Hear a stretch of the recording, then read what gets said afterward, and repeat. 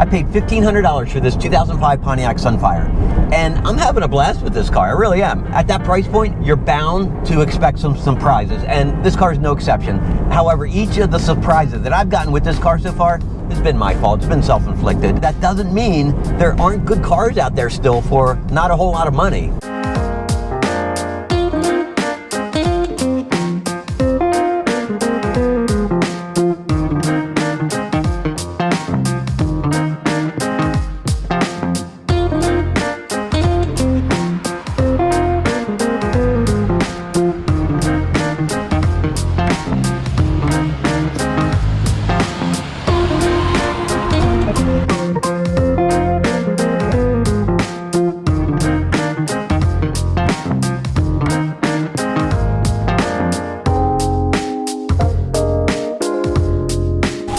This was the final year for the Pontiac Sunfire. Now, this model had 11-year run, came out in 1995, and this car was conceived as a replacement to the Sunbird, which just didn't satisfy the structural and safety requirements that came out for the 1995 model year. Now, this car was discontinued for nearly the same exact reasons. It just wasn't competitive any longer, and it was replaced with the Pontiac G5 in 2006. Now, none of that means this is a terrible car, not at all. In fact, it's quite fun car as long as you keep it in perspective of what you're getting. Now, I always thought Pontiacs of this era were exaggerated and kind of gimmicky, and you can see that with the long nose right here and the body cladding plastic all over the place, the wing right here on the rear deck. It's just kind of goofy. However, this is the less goofiest of the three different body styles that they ran for that 11-year period. There was also two different series and multiple different engines, three different transmissions. It started with a 3-speed automatic, then went with a 4-speed automatic, and then of course there was a 5-speed manual. Production numbers are kind of surprising. They sold 25,100 of these on this final year. Now, generally, Pontiac sold one Pontiac Sunfire for every 6 Chevy Cavaliers, and it wasn't a big price difference between the two. It was more like $700 between a Cavalier and a Sunfire. Inside, it's a continuation of all the gimmicks that Pontiac gave you on the outside of these cars. Now, brand new, these things cost $15,205. Shocking, and I still can't believe it. I had to look it up, and multiple sources are telling me the same thing. That is super cheap, not a lot of money at all, and this car has some options added onto it. It has the power package for $250. It gives you the power mirrors and the power drivers and passenger windows right here. It also has a $365 security package that gives you an anti-theft system, programmable keys, and power door locks right here on the door, and you can see typical GM quality right here. It has the $585 Sun and Sound package, which gives you this power moonroof and a CD player. And then there was two options that it doesn't have. It doesn't have the sport appearance package, and it doesn't have the personal protection package inside that gives you side airbags. However, you do get tilt wheel, you get driving lights down here, traction control. On the passenger side, you get this massive glove compartment that has the factory stereo in it. I don't know why it needs to be that big. This turd right here that sounds terrible.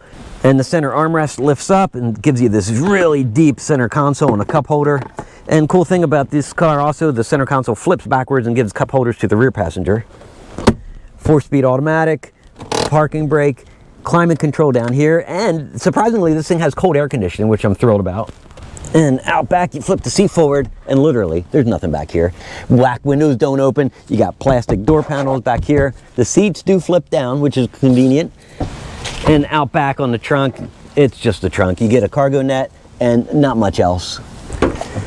Under the hood, it's the 2.2 liter, what Pontiac calls the Ecotec. It was the only engine available for the final 3 years, makes 140 horsepower, and it doesn't sound like a lot of power, but at 2,600 pounds, the thing scoots along pretty good. 0 to 60 times are said to be in the mid 8-second range. So here's the Cliff Notes version with this car. I bought this thing through CarMax's dealer-only wholesale auction lot. I paid $1,500 for the car, $235 in auction fees, and it was located in Turnersville, New Jersey, about 45 minutes from here. Easy to go there and bring the car back, cost next to nothing. I bought this car sight unseen, and that was a big mistake that I made. But I bought it because I thought it was a cool little car. The auction listing had no announcements on it, no issues or concerns. However, when I went to pick the car up, I was surprised by the hail damage on the hood. The window regulator on the door didn't work, and the general disgustingness and the filth of the interior. Generally not a big deal. All right, so as soon as I got the car, I brought it back, parked it in the garage that I rent, and that's where it sat for 2 months or so before I could get to the window regulator. By the time I got to the window regulator, I was already into the new calendar year, and I had left my dealer license lapse. I didn't renew it. I just let it go. I was so angry and frustrated with the DMV for all the hassles, for all the issues that I've been having with the DMV and with the 6, 7, 8 weeks long it takes to get a title, and I was just angry and frustrated, and I just let it go. So now I have this car titled in, well, from CarMax to East Coast Classics. There's no other reassignment spots left on the title. However, as of today, the East Coast Classics doesn't exist. It's been closed up. So I've got this car that I can't register, I can't title, I can't put it in my personal name, I can't get a license plate for it, and I'm stuck with it right now until I figure out what the next steps are. And look, there's a lot more to the story than just that, so why don't we just hop in, we'll go for a drive, I'll tell you more and get you up to speed on what's going on.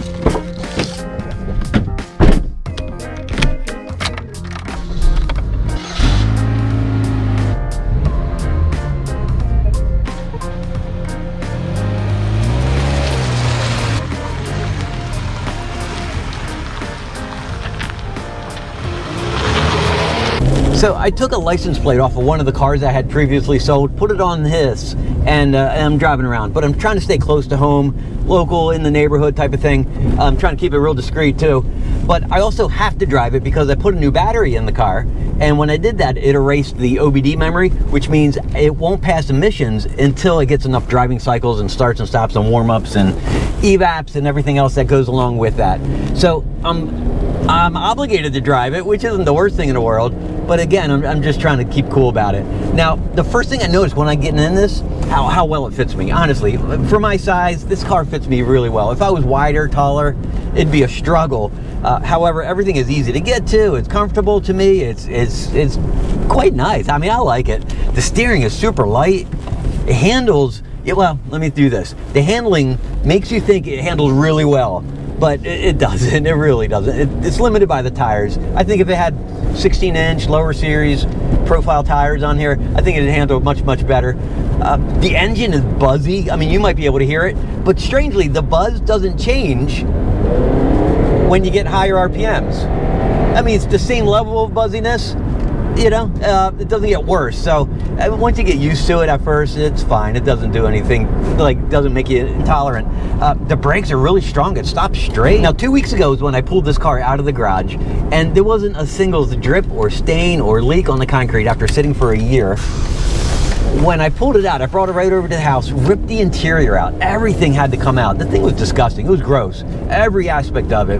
There was dog hair and hay and straw under the seats. It was just a mess of stuff. Coffee stains all over the place. The seats, the carpet, all came out, all got scrubbed. And, you know, just tried to treat the car right. And, you know, it's much nicer. It smells nicer in here. All the weird smells are gone. Now, one of my ideas with this car, instead of re-registering this under East Coast Classics, was to do it under my personal name. And I had done this once before, years ago, with an Imperial, 73 Imperial. I had lost the title. I went to the DMV, explained all that I didn't have the title, but I had a bill of sale and so forth. And they told me that I could purchase a surety bond for $100. Basically, it indemnifies the DMV in case there's any fraudulent activity. Now, I know that's not the case with the Imperial. I know that's not the case with this. They're legitimate purchases. However, this time when I went to the DMV, explained all that to them, they said, no way, hit it. We're not giving you nothing. Suck it up, deal with it. And, you know, I didn't give them all the story. I didn't tell them that I bought it under East Coast Classics. Didn't say any of that. I simply told them, bought the car a year ago, lost the title. I'm ready to register it now. Funny thing with the evolution of the Sunfire is that typically as a car ages, the designers get more and more outrageous with the things they tack on. This car, just the opposite. It started off the very first few years, it was hideous. It really was an ugly car. And it's gotten better over the 3 different generations.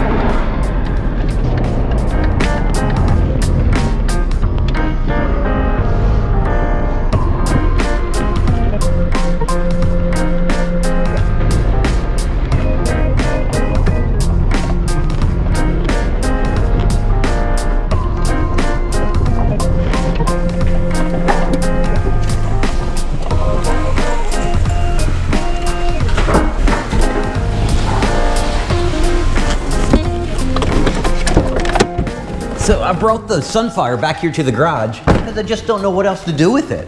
I don't know how to finish the story on this car. And it's a shame too, because it's a fun little car. It's easy to live with, super efficient, fits me well. I enjoy it, I have fun with it. But I don't know what the next step is. And so here it's gonna sit for a while. I don't know what else to say about it. Other than that, I hope you enjoyed it. I hope you had some fun with the Sunfire. I enjoyed sharing it with you. I'll see you in the next video.